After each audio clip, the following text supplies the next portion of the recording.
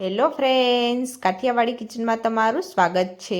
તો આજે બનાવીશું આપણે બ્રેડ શાહી ટુકડા ફટાફટ બની પણ જશે અને ટેસ્ટમાં એકદમ ટેસ્ટી બનશે। ચેનલમાં નવા હો અને ચેનલને સબસ્ક્રાઈબ ના કરી હોય તો ચેનલને પણ સબસ્ક્રાઈબ કરી દેજો, સબસ્ક્રાઈબ કરવાનું ભૂલતા નહીં। તો બ્રેડ શાહી ટુકડા બનાવવા માટે સૌપ્રથમ ઇન્ગ્રીડિયન્ટ્સ જોઈ લઈશું। તો ઇન્ગ્રીડિયન્ટ્સમાં આપણે સૌપ્રથમ ચાસણી બનાવવા માટે ઇન્ગ્રીડિયન્ટ્સ જોઈ લેશું। તો 1 વાટકી નોર્મલ પાણી લીધું છે, 1 કપ આપણે ખાંડ લેશું, એલચી લેશું અને તો થોડું કેસર લેશું। તો ચાસણી બનાવવા માટે ઇન્ગ્રીડિયન્ટ્સ તૈયાર છે, થોડી વાર માટે સાઈડમાં રાખી દેશું। તો દૂધની રબડી બનાવવા માટે ઇન્ગ્રીડિયન્ટ્સ જોઈ લેશું। તો તેના માટે આપણે અડધો લીટર દૂધ લેશું, 1 કપ મિલ્ક પાવડર લેશું, થોડા કાજુ બદામ અને પિસ્તા લેશું તો તેને કટ કરી લેશું, 1 કપ ખાંડ લેશું અને 1 ચમચી એલચી પાવડર લેશું।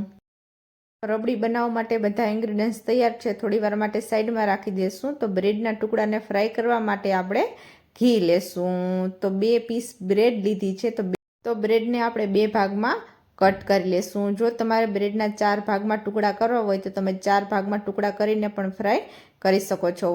તો આ રીતે આપણે બ્રેડને કટ કરી લેશું। બ્રેડ સારી રીતે કટ થઈ ગઈ છે, થોડી વાર માટે સાઈડમાં રાખી દઈશું। તો રબડી બનાવવા માટે ગેસ ચાલુ કરશું, એક પેન મૂકશું અને પેનને ગરમ થવા દઈશું। પેન સારી રીતે ગરમ થઈ જાય પછી આપણે જે દૂધ રાખ્યું હતું તે દૂધ નાખશું અને દૂધને ગરમ થવા દઈશું। 2 મિનિટ સુધી દૂધને કન્ટિન્યુ હલાવતું રહેવાનું છે। 2 મિનિટ થઈ જાય પછી આપણે જે મિલ્ક પાવડર રાખ્યો હતો તે મિલ્ક પાવડર નાખશું। તો મિલ્ક પાવડરની સાથે જે ખાંડ રાખી હતી તે ખાંડ નાખશું। તો ખાંડને તમારે પીસીને નાખવી હોય તો તમે પીસીને પણ નાખી શકો છો। તો મિલ્ક પાવડર અને ખાંડને સારી રીતે મિક્સ કરી દઈશું। મિક્સ કરી અને 5 મિનિટ સુધી કન્ટિન્યુ હલાવતું રહેવાનું છે। દૂધ અડધા ભાગનું થાય ત્યાં સુધી તેને કન્ટિન્યુ હલાવતા રહેશું અને દૂધ બહાર ના નીકળી જાય તેનું તમારે ખાસ ધ્યાન રાખવાનું છે। તો દૂધ છે તે અડધા ભાગનું થઈ ગયું છે, તો જે કેસર રાખ્યું હતું તે કેસર નાખશું। તો કેસર નાખી અને કેસરને પણ સારી રીતે મિક્સ કરી દઈશું। તો કેસર છે તે સારી રીતે મિક્સ થઈ ગયું છે અને દૂધ અડધા ભાગનું થઈ ગયું છે। તો જે કાજુ બદામ અને પિસ્તા કટ કરીને રાખ્યા હતા તે કાજુ બદામ અને પિસ્તા નાખશું। તો તેને સારી રીતે દૂધમાં મિક્સ કરી દઈશું।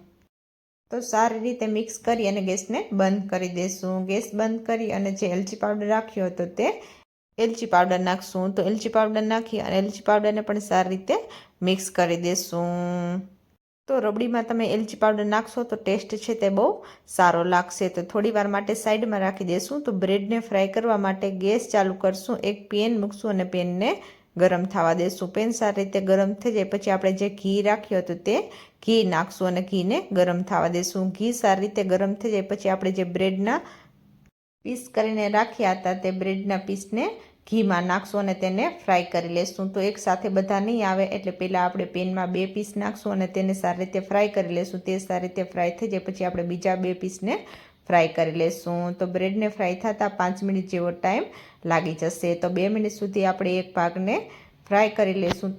તે સારી રીતે ફ્રાય થઈ જાય તો આપણે સાઈડને બદલાવી નાખશું। તો આ રીતે આપણે બધી બ્રેડને ફ્રાય કરી લેવાની છે। તો તમે ઘીમાં બ્રેડને ફ્રાય કરશો તો ટેસ્ટ છે તે બહુ સારો લાગશે। તો બ્રેડ તૈયાર છે, થોડી વાર માટે સાઈડમાં રાખી દઈશું। તો ચાસણી બનાવવા માટે ગેસ ચાલુ કરશું, એક પેન મૂકશું અને પેનને ગરમ થવા દઈશું। પેન સારી રીતે ગરમ થઈ જાય પછી આપણે જે પાણી રાખ્યું હતું તે 1 વાટકી પાણી નાખશું। પાણી નાખી અને કેસર અને એલચી નાખશું અને જે ખાંડ રાખી હતી તે ખાંડ નાખશું। ખાંડને તમારે પીસીને નાખવી હોય તો તમે પીસીને પણ નાખી શકો છો। તો ખાંડ તમે જેટલું ગીડું ખાતા હો એ પ્રમાણે તમારે વધુ કે ઓછી નાખવાની છે। તો ખાંડ સારી રીતે મિક્સ થઈ ગઈ છે અને ચાસણી પણ સારી રીતે બની ગઈ છે। તો ચાસણીમાં આપણે કોઈ તાર કરવાની જરૂર નથી। તો આપણે જે બ્રેડ ફ્રાય કરીને રાખી હતી તે બ્રેડના 2 ટુકડા લેશું અને તેને આપણે ચાસણીમાં નાખશું અને ચાસણીમાં 2 મિનિટ રાખી અને તેને પલટાવી લેશું। તો આ રીતે આપણે બધી બ્રેડને ચાસણીમાં 2 મિનિટ રાખી અને આપણે તેને એક પ્લેટમાં કાઢી લેશું। તો બ્રેડના ટુકડાને આપણે ચાસણીમાંથી કાઢી અને પ્લેટમાં આ રીતે ગોઠવી દેવાના છે। તો જે રબડી રાખી હતી તે બ્રેડ ઉપર રબડી નાખશું।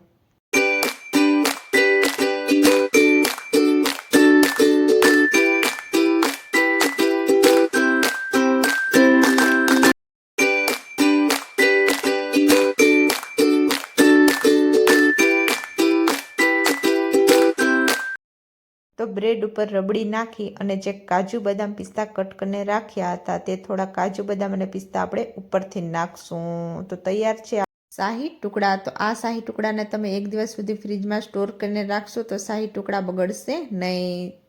તો શાહી ટુકડા તમે જ્યારે બનાવો છો ત્યારે ખાસ ધ્યાન રાખવાનું છે કે બ્રેડને બને ત્યાં સુધી ઘીમાં જ ફ્રાય કરવાની છે. તેલમાં તમે ફ્રાય કરશો તો ટેસ્ટ છે તે બહુ સારો લાગશે નહીં. ઘીમાં તમે બ્રેડને ફ્રાય કરશો તો ટેસ્ટ છે તે બહુ સારો લાગશે અને તમારા શાહી ટુકડા ટેસ્ટમાં એકદમ ટેસ્ટી બનશે. જો તમને આ રેસીપી સારી લાગી હોય તો તમે પણ એકવાર આ રીતે શાહી ટુકડા જરૂર બનાવજો. ટેસ્ટમાં એકદમ ટેસ્ટી બનશે અને ફટાફટ બની પણ જશે. અને જો તમે આ રીતે શાહી ટુકડા બનાવ્યા હોય અને તમારા શાહી ટુકડા ટેસ્ટમાં કેવા બન્યા હતા તે મને કોમેન્ટમાં જરૂર કહેજો. કોમેન્ટ કરવાનું ભૂલતા નહીં.